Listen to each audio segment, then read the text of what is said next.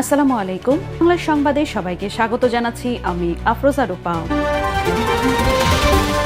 15 October সংসদ ভবনের দক্ষিণ প্লাজায় সই হবে জুলাই সনদ। নেতৃত্ব দেবেন প্রধান উপদেষ্টা। ঐকমত্য কমিশনের বৈঠকের সিদ্ধান্ত মাইলফলক হিসেবে দেখছেন বদিউল আলম। শুল্ক চাপের মধ্যেই যুক্তরাষ্ট্রের বাজারে বেড়েছে বাংলাদেশি তৈরি পোশাক রফতানি। গত 3 মাসে $201 কোটি আয়, বছর ব্যবধানে বেড়ে 8.6%। বছরে ডিমের চাহিদা জনপ্রতি 104টি হলেও উৎপাদন 138। বাড়তি থাকার পরও দাম বেশি নিয়ে প্রশ্ন ভোক্তার। মধ্যস্বত্বভোগীদের ঠেকাতে পারলে কমবে মূল্য, মত অর্থনীতিবিদের। ফিল্মি কায়দায় গাড়িতে বিশেষ চেম্বারে মাদক চোরাচালান। অটোমেটিক সুইচও গোপন স্থানে। ডগ স্কোয়াডের সহায়তায় উত্তরায় উদ্ধার 2 সদস্য র্যাবের জালে। এবং গাজা যুদ্ধবিরতি চুক্তির অনুমোদন ইসরায়েলের। যুদ্ধবিরতি পর্যবেক্ষণে 200 সেনা পাঠাবে যুক্তরাষ্ট্র। সোম-মঙ্গলবারের মধ্যে মুক্তি পেতে পারেন জিম্মিরা, বললেন ট্রাম্প। 15 অক্টোবর সই হবে বহুল প্রতীক্ষিত জুলাই সনদ। প্রতিটি রাজনৈতিক দলের 2 জন প্রতিনিধি স্বাক্ষর করবেন সনদে। জাতীয় সংসদের দক্ষিণ প্লাজায় অনুষ্ঠান স্থলে থাকবেন প্রধান উপদেষ্টা ডক্টর মোহাম্মদ ইউনূস।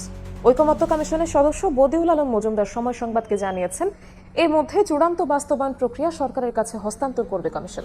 সংস্কারের কর্মযজ্ঞকে মাইল ফলক হিসেবে দেখছেন তিনি। 3 দফায় 72টি বৈঠক, তর্ক বিতর্ক, আবার ঐক্য মতানৈক্য। এর মধ্য দিয়ে বুধবার শেষ হয় জুলাই সনদ নিয়ে জাতীয় ঐকমত্য কমিশনের বৈঠক। যদিও মৌলিক অনেক সংস্কারে, নোট অফ ডিসেন্ট এবং গণভোটের সময়সীমা নিয়ে ঐক্য হয়নি দলগুলোর।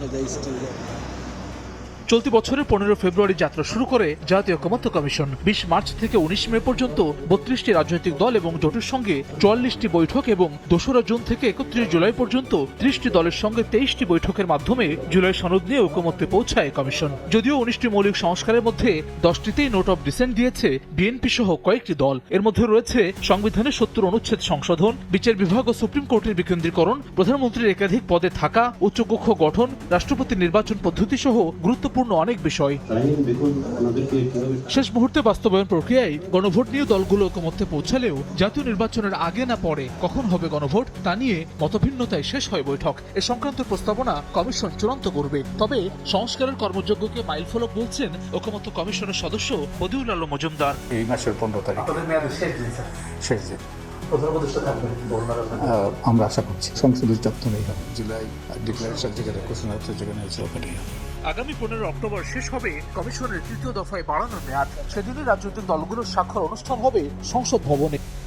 গাজার যুদ্ধবিরতি চুক্তি ইস্যুতে মিশ্র প্রতিক্রিয়া মধ্যপ্রাচ্য বিষয়ক বিশ্লেষকদের। কেউ বলছেন সবকিছু ধ্বংস করার পর যুদ্ধবিরতি প্রহসনের নামান্তর। আবার কারো মতে ফিলিস্তিন ইস্যুতে সাম্প্রতিক ঘটনা প্রবাহ কার্যকর যুদ্ধবিরোধী ইঙ্গিত দেয়। তবে এই বিষয়ে সবাই একমত যে যুদ্ধবিরতির ফলে কিছুটা স্বস্তি পাবে গাজাবাসী। একই সঙ্গে বেঁচে থাকছে স্বাধীন ফিলিস্তিন প্রতিষ্ঠার আশা। আব্দুল্লাহ শাফির প্রতিবেদন।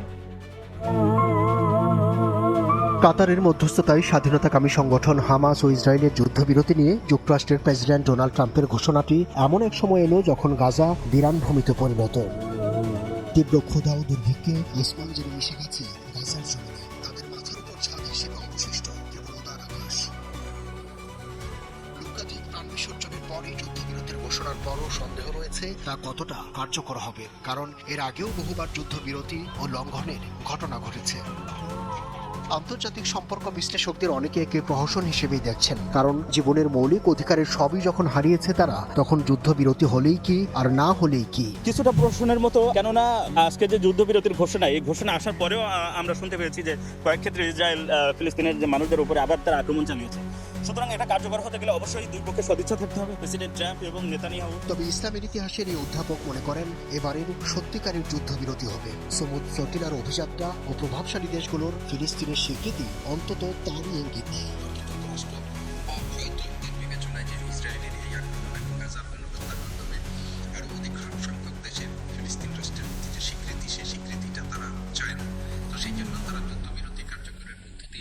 আপাতত বিশ্ববাসীর দৃষ্টিটাকে অন্যদিকে ফিরিয়ে নেওয়ারও তারা চেষ্টা করতে পারে, এবং সেটা যদি বিবেচনায় থাকে তাহলে ইসরায়েলকে তারা যে কোনোভাবে নিয়ন্ত্রণ করবে। তারা মনে করেন সেটি হলে স্বাধীনতাকামী সংগঠন হামাসের ভবিষ্যৎ কি তা নিয়েও নতুন করে ভাবতে হবে। তবে যুদ্ধবিরতির ভবিষ্যৎ যাই হোক না কেন, ব্যাপক হত্যাযজ্ঞের পর আপাতত গাজায় স্বস্তি, এটিও অনেক বড় ব্যাপার। হামাসের যে ভবিষ্যৎ, সেই ভবিষ্যৎ কি হবে এটা এই মুহূর্তে বলা সম্ভব না। আবার নিজেদের মধ্যে হামাস এবং ফাতার মধ্যে যে বিরোধ আছে সেই বিরোধটাও তখন কোন মাত্রায় রূপ ধারণ করবে সেগুলো একটু আমাদের সময়ের জন্য অপেক্ষা করতে হবে। হামাস যখন ইসরায়েলের উপরে যে আক্রমণটা চালালো তার আগের যে ঘটনা প্রবাহ যদি আমরা দেখি যে ইব্রাহিম অ্যাকর্ড এবং আব্রাহাম অ্যাকর্ড এবং তার পরবর্তীতে মুসলিম দেশগুলোর সাথে যে শান্তি প্রক্রিয়া যখন এগিয়ে যাচ্ছিল সে সময় ফিলিস্তিন রাষ্ট্রের আশাটা একদমই প্রায় ধূলিসাৎ হয়ে যাচ্ছিল এবং যার মাধ্যমে তারা দেখেছে যে এখন পর্যন্ত তারা এতগুলা প্রাণের বিনিময় হলেও একটা রাষ্ট্রের তারা আশা করতে পারে। ফিলিস্তিনের স্বাধীনতার কথা এখন আলোচিত হচ্ছে খোদ ইসরায়েলের ভিতরেও। তবে স্বাধীন ফিলিস্তিনের বিষয়ে সরব হলেও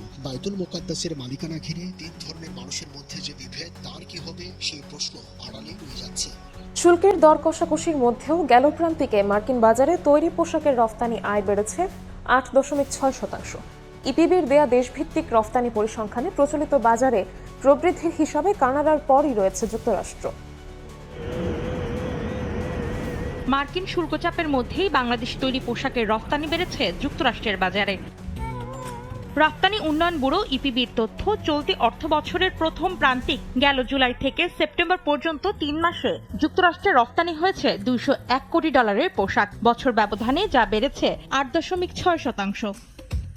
বরাবরের মতোই সবচেয়ে বেশি রপ্তানি হয়েছে ইউরোপীয় ইউনিয়নে, 3.64% প্রবৃদ্ধি নিয়ে গেল প্রান্তিকে ইইউতে গেছে $475 কোটি পোশাক। এ সময় বাংলাদেশি পণ্যের তৃতীয় শীর্ষ গন্তব্য যুক্তরাজ্যের বাজারে রপ্তানি হয়েছে $122 কোটি পোশাক। এক বছর আগের তুলনায় বেড়েছে 6.74%। সেপ্টেম্বর পর্যন্ত গেল 3 মাসে কানাডা থেকে পোশাক শিল্পে রপ্তানি আয় হয়েছে $33.67 লাখ। বছর ব্যবধানে বেড়েছে 13.63%। বছরে ডিমের চাহিদা যেখানে জনপ্রতি 104টি, সেখানে উৎপাদন হয় 138টি। সরকারের এমন তৃপ্তিকর পরিসংখ্যানের বিপরীতে ভোক্তাদের দাবি দামও তুলনামূলক বেশি। কৃষি অর্থনীতিবিদরা বলছেন, মধ্যস্বত্বভোগীদের দৌরাত্ম্য কমাতে পারলেই কমবে ডিমের দাম। সাশ্রয়ী মূল্যে ডিমের যোগান নিশ্চিতে কাজ চলছে বলে জানিয়েছে প্রাণী সম্পদ অধিদপ্তর। ফরহাদুর রহমানের রিপোর্ট। সহজলভ্য আমিষের উৎস হিসেবে কদর ডিমের। সবজিসহ অন্য খাদ্যপণ্যের দাম বাড়লে পুষ্টি বিবেচনায় পছন্দের তালিকায় ওঠে ডিম। যখন মাছের দাম তরিতরকারির দাম বেশি হয় এই ডিমটা বেশি খাই। মাছ মাংসের তুলনা হিসাবে এইটার দামটা একটু কম, এই জন্য মানে আর কি এটা আমরা সবসময় খাই। একটা ডিম নিলে বহু ফ্যামিলি আছে, আপনি 2 জন খাইতে পারে। 1 কেজি সবজি নিলে 100 টাকা 150 টাকা, এই হিসাবে তো ডিমই ভালো। বর্তমানে দেশে যে পরিমাণ ডিম উৎপাদন হয় তাতে চাহিদা মেটানোর পরও থাকে অতিরিক্ত, এমন তথ্যই দিচ্ছে প্রাণী সম্পদ অধিদপ্তর। প্রায় 6.50 কোটি অধিক প্রতিদিন বাজারে ডিম আসছে। সপ্তাহে 2টা ডিম মিনিমাম একটা রিকোয়ারমেন্ট ধরে আমরা কিন্তু বছরে 104টি ডিমের একটা এস্টিমেট করেছিলাম। এখন কিন্তু আমরা একটা বিরাট ভালো একটা পর্যায়ে প্রায় 137-38টির উপরে কিন্তু ডিম আমরা জনগণকে সাপ্লাই দিতে পারছি। এই জায়গাটা আমরা চেষ্টা করছি কিভাবে আরো উৎপাদন বাড়ানো যায়। চাহিদা যোগান সমীকরণে উদ্বৃত্ত হিসাব থাকার পরও অনেক ভোক্তার কাছে পণ্যটির দাম বেশি বলে মনে হয়। ডিমের দাম যে বাড়তেছে বলার মতো আর কি। ডিমের সংকট দেখা দিলে আমরা ডিমের দাম পাবে। কম দামে ডিম খেতে চাওয়া ভোক্তার প্রত্যাশা পূরণের পথও দেখিয়ে দিচ্ছেন কৃষি অর্থনীতিবিদরা। তাদের যুক্তি,